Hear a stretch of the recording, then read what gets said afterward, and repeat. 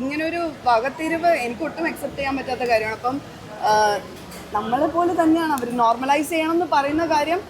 അതൊന്നൊരു നമ്മൾ ആ വ്യക്തി എങ്ങനെയാണെന്ന് മാത്രം നോക്കിയാണ് അല്ലേ, ആ വ്യക്തിയുടെ ക്യാരക്ടർ എന്താണെന്ന് നോക്കിയിട്ട് നമുക്ക് തീരുമാനിക്കാന്നുള്ള കാര്യമാണ്. അല്ലാതെ അവരുടെ സെക്സോ അവരുടെ ജെൻഡർ അതൊന്നും ഒരു വിഷയമല്ല, അല്ലെങ്കിൽ അവരുടെ ബാക്ക്ഗ്രൗണ്ട് എന്താണ്, അവരുടെ ഫിനാൻഷ്യൽ ഇതെന്താണ്, അതൊന്നും ഒരു വിഷയമേ അല്ല. ആ മനുഷ്യർ വ്യക്തി എങ്ങനെയാണെന്ന് നോക്കിയിട്ട് വേണം നമ്മൾ ഒരാളെ സ്നേഹിക്കാനായിട്ട്. എനിക്ക് ലക്ഷ്മിയുടെ പല കാര്യങ്ങളും ആശയങ്ങളും എനിക്ക് ഒട്ടും യോജിക്കാൻ പറ്റാത്തതാണ്. അത് പ്രത്യേകിച്ച് ഞാൻ കയറുന്നതിന് മുമ്പേ കുറച്ച് കാര്യങ്ങൾ എൻ്റെ കയ്യിൽ കിട്ടി, എവിഡൻസ് കുറച്ച് കാര്യങ്ങൾ കിട്ടി. അപ്പം കിട്ടിയപ്പോൾ എനിക്കത് എനിക്ക് തുറന്ന് കാണിക്കണം എന്ന് ചില കാര്യങ്ങൾ തോന്നി. അത് നിങ്ങൾ കണ്ടിട്ടുണ്ടാവും, ഇപ്പോൾ അത് ഔട്ടായിട്ടുണ്ടാവും, അറിയാമോ?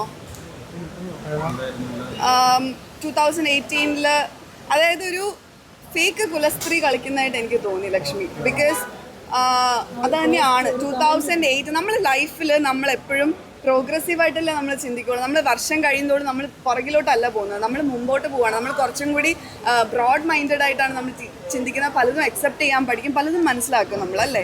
അപ്പം 2018 ഒരു ഹ്യൂമൻസ് ഓഫ് ബോംബെ എന്ന് പറയുന്ന ഒരു കമ്മ്യൂണിറ്റിയാണ്, LGBT കമ്മ്യൂണിറ്റിയാണ്. അപ്പം